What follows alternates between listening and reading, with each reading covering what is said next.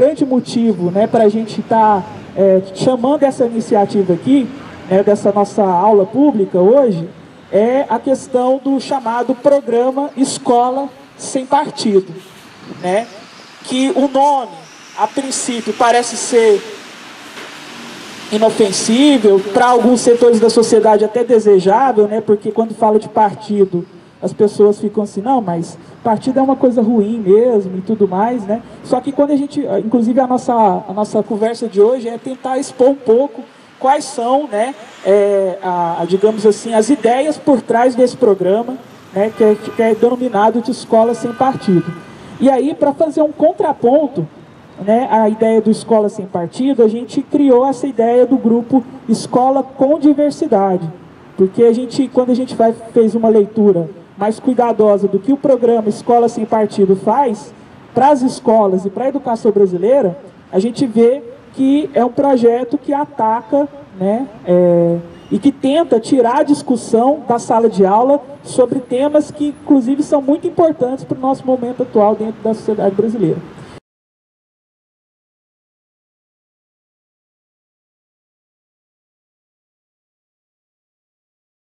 Então, o papel social da escola é produzir pessoas que consigam conviver com a diferença, com a diversidade, com aquilo que é múltiplo na sociedade, né? E uma única ideia que tolhe as outras possibilidades de experiências, de percepções que estão colocadas aí dentro do espaço escolar, tanto na sociedade, quando isso não é possível de conviver de uma forma pacífica, né? Ou seja, quando uma única ideia se predomina mediante as outras correntes de ideias, de percepções, de visões de mundo, de forma de estar, de maneiras de consciências que se coloca aí na sociedade, a gente acaba caindo em um autoritarismo.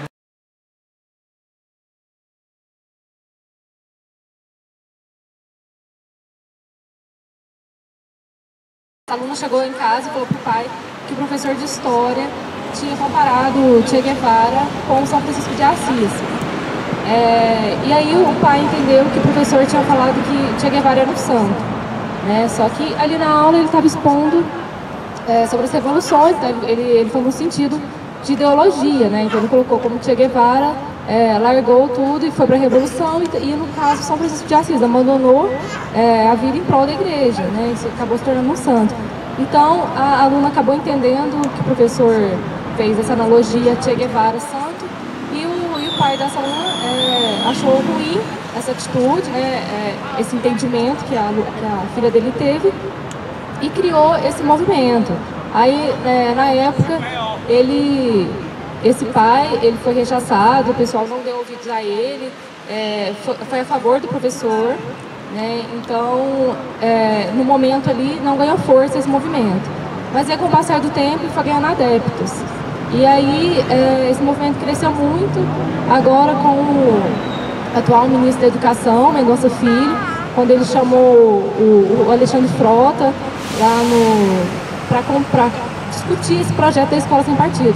Então, a gente viu que esse movimento foi ganhando mais força, e vem ganhando mais força a cada dia, né? Então, em Alagoas, já foi aprovado esse projeto, né, esse projeto de lei. Então lá é proibido discutir gênero nas escolas, é proibido falar sobre questão de classe, questão de raça. Então a gente viu que esse movimento está criando força mesmo. Então por isso a importância, né, de os movimentos contrários a ele, como Escola com Diversidade.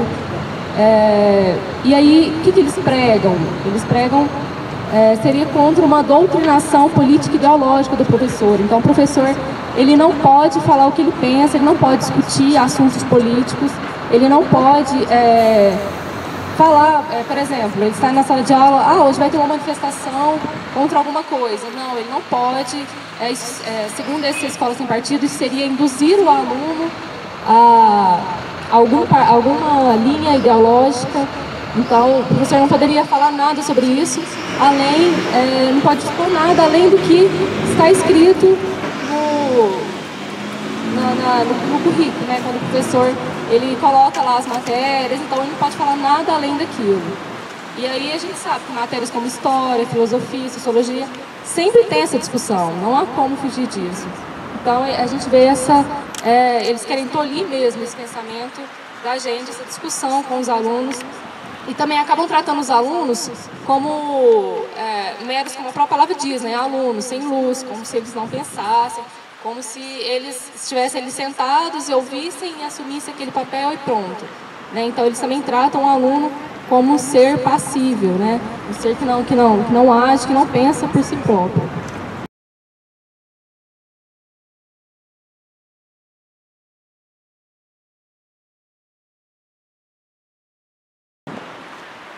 Para eles, uma pessoa sem um pensamento crítico é muito mais fácil de ser manipulado, de cair na massa deles, que o conservadorismo mais pretende, vocês entendem?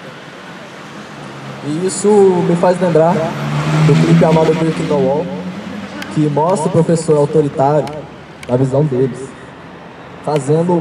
criando em massa pessoas sem pensamento crítico, criando em massa pessoas a crer só naquilo que eles põem. E quando o Pink, que é o que faz o poema do professor Briga, cria um poema, ele acaba com ele. Mostra para todos os colegas dele que ele seria um perdedor se ele continuasse daquela forma. Então é isso que a escola sem partido mostra para a gente.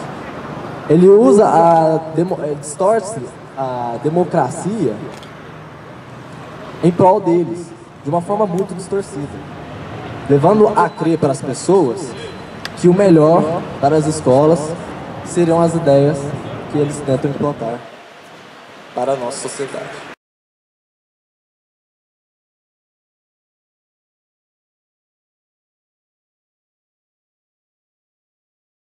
Eles se contradizem, porque os valores morais da família. E são várias famílias com configurações diferentes, famílias formadas por pai, mãe e filho, ou apenas só mãe e filho, ou duas mães e filho, a avó e os netos. São famílias também, cada um com valores, com experiências, com crenças diferentes. E todas têm o direito constitucional de estar lá. Preservar as convicções religiosas. Ok, desde que essa convicção não leve até mesmo o aluno a discriminar. Se ele olha para o coleguinha do lado que frequenta a religião de matriz afro-brasileira e pensa, ele vai para o inferno, problema dele com o suposto inferno. Na sala de aula tem o direito de estar lá, o direito constitucional de estar lá e ser respeitado. Então são esses pontos que a gente destaca desse projeto que é antidemocrático, é autoritário e tem partido sim.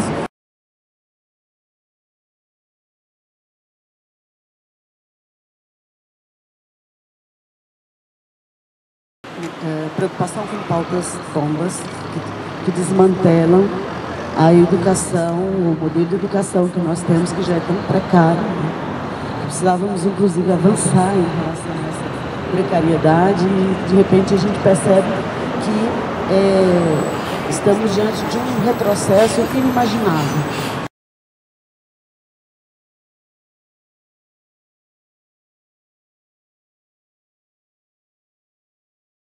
Na minha opinião, na verdade, o que predomina hoje é um ascenso de luta.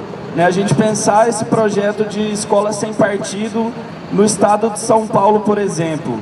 Eu tenho certeza que um projeto desse não passa no estado de São Paulo, porque tem uma onda de luta de secundaristas que ocupam escola, que já se estendeu para mais de 10 estados e que vem avançando na sua luta. Eu tenho certeza que um projeto desse não passa no estado do Rio de Janeiro, que tem uma greve da educação que já completa 120 dias, com muita força. O governador agora cortou o ponto, e eu me arrepiei que eu vi um vídeo da Assembleia, os professores gritando, não tem arrego, são 120 dias, cortou o ponto e não tem arrego. Nós vamos para cima, nós vamos construir luta, nós vamos ocupar a escola para derrotar esses projetos. Eu acho que aqui em Minas ainda não tem nada concreto nesse sentido, mas é importante a gente já ir se armando, porque isso vai acontecer, e não tem outro caminho para a gente derrotar esses projetos que não seja luta, que não seja povo na rua, que não seja greve.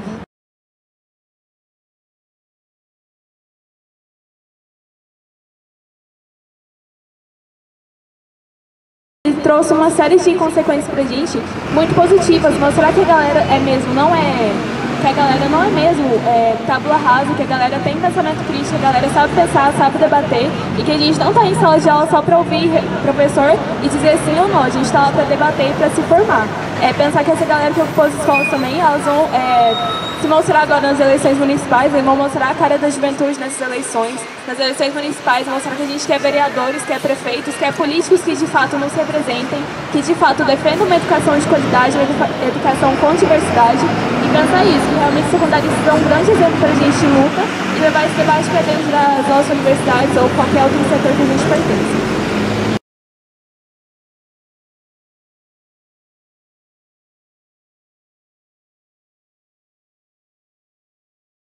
Assim, o que me chama muita atenção é a ideia da gente falar do oposto, que é da escola com diversidade. Achei muito bacana, eu acho que nós temos que centrar forças nisso daí, porque ao negar esse projeto absurdo que é a escola sem partido, que é uma mentira, né, que é uma grande mentira de um projeto que é um projeto de escola com partido, sim, mas a gente sabe bem que partido que isso representa. Mas a gente tem uma outra ideia bacana para contrapor, que é a escola com diversidade. Isso é projeto. Eu acho que isso significa a gente defender um projeto de educação para esse país. Não só para nós aqui, mas para o país inteiro. Então nós precisamos fortalecer essas atividades e a ADUFO está nessa luta, podem contar conosco, estamos juntos. Eu acho que a gente tem que fazer esse movimento crescer, né? A gente dizer do que é essa escola com diversidade. O nosso trabalho tem sido enorme no sentido de mobilizar, de sensibilizar a nossa categoria especial, categoria de professores. E professores do ensino superior, nós temos grande dificuldade de mobilização, né? Infelizmente, não tem sido fácil chamar esse grupo para a gente resistir, né? Eu penso que a resistência é nas ruas mesmo. O momento agora é de ir para a rua, de a gente fazer denúncias. Nós temos que contrapor, inclusive, a mídia, que tem uma força muito grande, né? E eu acho que um caminho também bacana, sabe, é a gente tentar falar com as famílias, com estudantes, e os estudantes estão na vanguarda, acho que são protagonistas nisso, mas a gente precisa falar com as famílias. Nós temos que dizer o que significa uma escola com diversidade, qual é o sentido disso, o que é escola com diversidade, porque aí a gente não vai querer outro projeto. Porque que escola que nós vamos dizer que é uma escola sem partido? Para quem essa escola? Porque a escola para os que vão pensar essa sociedade não vai ser uma escola alienada, não vai ser uma escola que caminha numa linha só, nós vamos querer a diversidade. Porque para a classe trabalhadora nós vamos querer uma escola diminuída, uma escola que não pensa, uma escola de gente que aceita, que acata, que obedece e que não consegue entender a realidade. Então são projetos que estão em disputa e nós temos que dizer isso para as famílias. Que escola que a gente quer para os nossos filhos? Então nós temos que entender bem esse projeto. Então por isso que eu acho que nós temos que fortalecer a ideia da escola com diversidade como contraponto a esse absurdo que é a escola sem partido.